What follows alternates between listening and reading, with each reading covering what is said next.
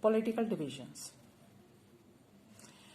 As you see here on the map, you see that there are 6 states and 2 union territories. From here you see that Canberra is the capital of Australia, and it is called Union Territory of Canberra. Queensland, its capital is Brisbane. New South Wales, its capital is Sydney. Victoria, its capital is Melbourne. Tasmania, its capital is Hobart. North Territory, its capital is Darwin. South Australia, its capital is Adelaide. Western Australia, its capital is Perth. So these are the states and the union territories. Now let us discuss the important cities of the Australia. First is Sydney. Sydney is the capital of New South Wales, is the oldest and the largest city in Australia. It is founded in 1788 as a British colony. Today, it is an important, busy industrial centre and tourist spot. Canberra serves as a capital of Australia and Union Territory of Canberra. It is designed by Walter Burke Griffin. Its construction began in 1913. The city of Canberra is completely surrounded by the state of New South Wales. If you see here in this map, this is Canberra, and it is completely surrounded by the New South Wales. Okay. It has beautifully designed parks and gardens. The Sydney Opera House, with its sail-shaped concrete roofs, as you see in this picture, okay, concrete roof, and the Sydney Harbour Bridge are the most well-known symbols of Australia. Its location around Port Jackson, a huge natural bay, attracts many tourists and local visitors. Melbourne is the second largest city in Australia. It was founded by John Bellman, a farmer, in 1835. The discovery of gold in 1851 caused many people to come to Melbourne, leading to the sharp increase in population. When they discovered the gold in 1851, so many peoples come in Melbourne and the population is also increased. Melbourne is now a leading seaport and an important center of commerce and industry. After the political division, we will start the physical divisions. Australia is generally flat. Most of the land is at an average height of 300 meters above the sea level. Its height is above 300 meters. The entire continent can be divided into 3 landforms.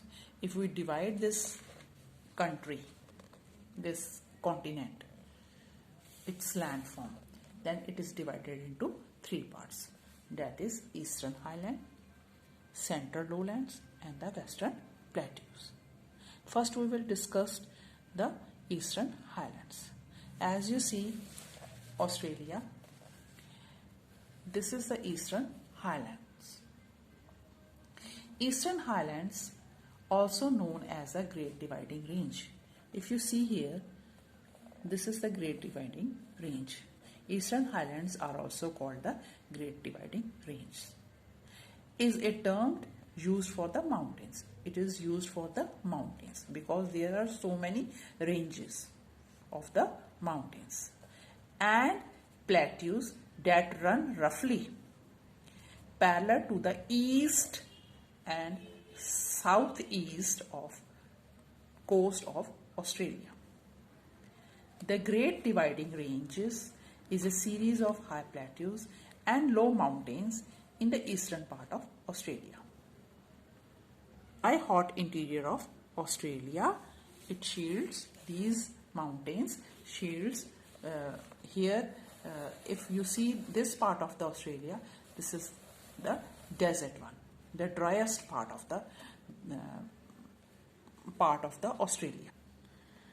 It shields the hot, dry interiors of Australia from the rain-bearing clouds from the Pacific Ocean. The winter season sees its peak covered with snow, attracting many tourists and skiers.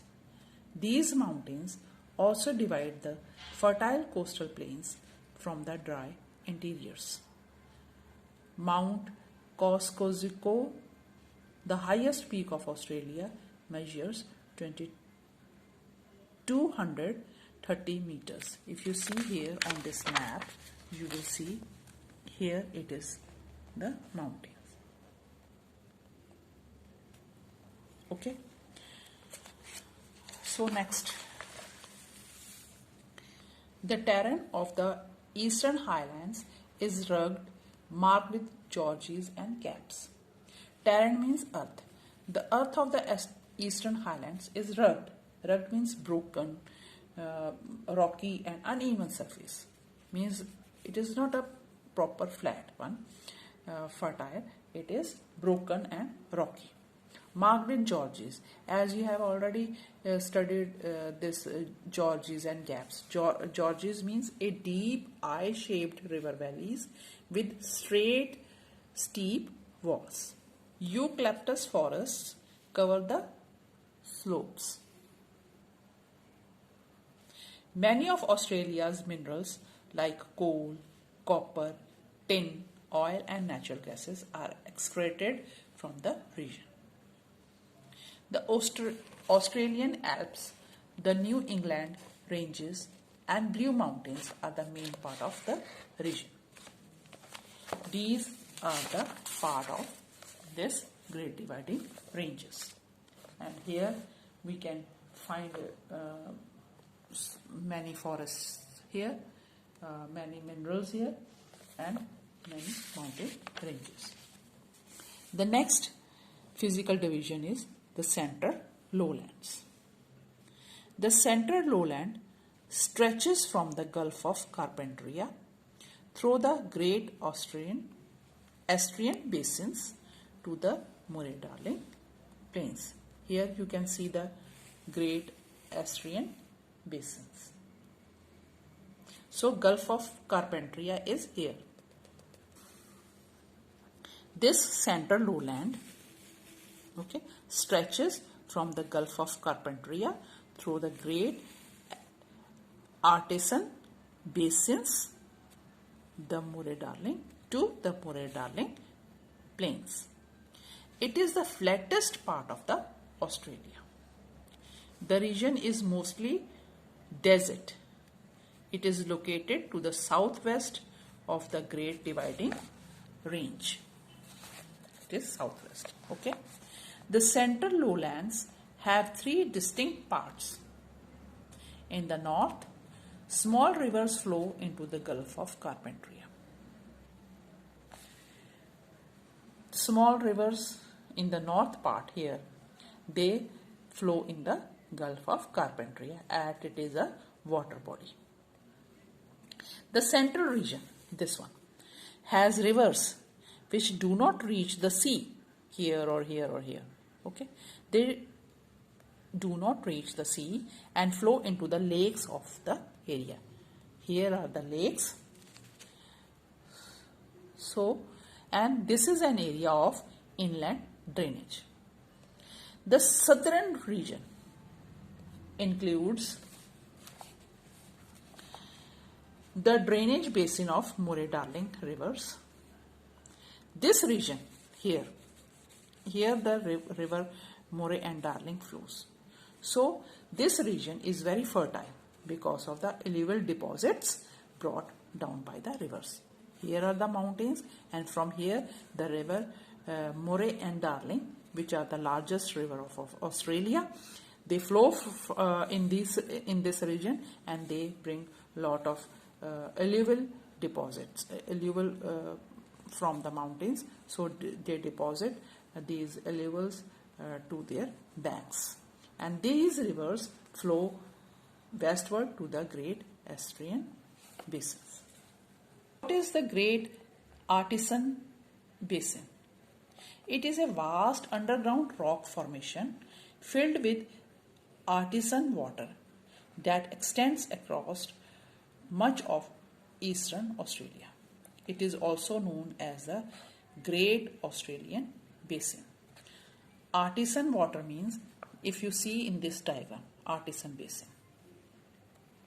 Artisan water is underground water trapped under such a great pressure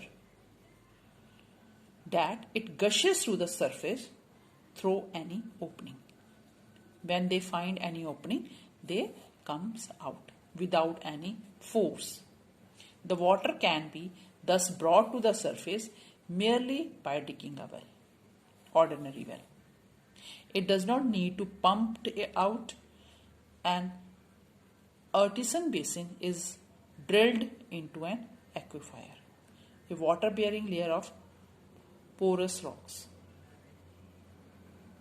The aquifer lies between two non-porous layers of rocks. If you see here, these are non-porous and these are the layer of the rocks.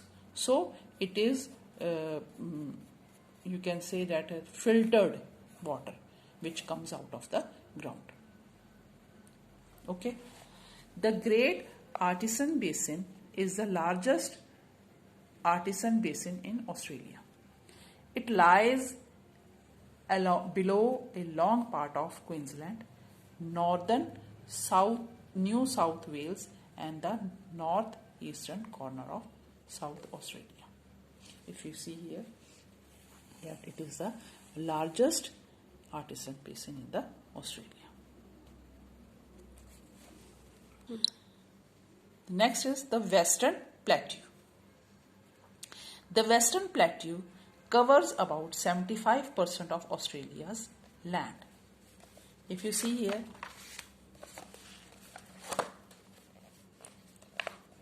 this is the Western Plateau. Okay. It includes Great Sandy Desert, Gibson Desert, Great Victoria Desert. These are the three great deserts in this area. The center part of the region, this one, center part, seldom receives rain. Water in the region comes from a handful of permanent water holes. What is water hole? If you see here in the bottom of the page of 137, a depression in which water collects, especially one that is regularly drunk from by animals. Okay. Only the rare heavy downpour brings in some surface water. The terrain is flat, as I have already explained you what is terrain. Terrain means surface, earth. The earth is flat of this Western Plateau, stony and sandy. Vegetation is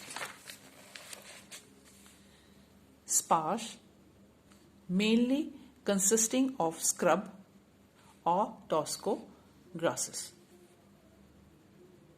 Tosco grass means a small area of grass that is thicker or longer than the grass growing around it. This area has Uluru, which is known as Arya's Rock, and this is about 10 kilometers in circumference. You see here in this picture Uluru. Okay. If you see in the geographic fact, Uluru is a notable for appearing to change color at different times of the day and year. It changes its color in the different times of day. It glows red at dawn and sunset.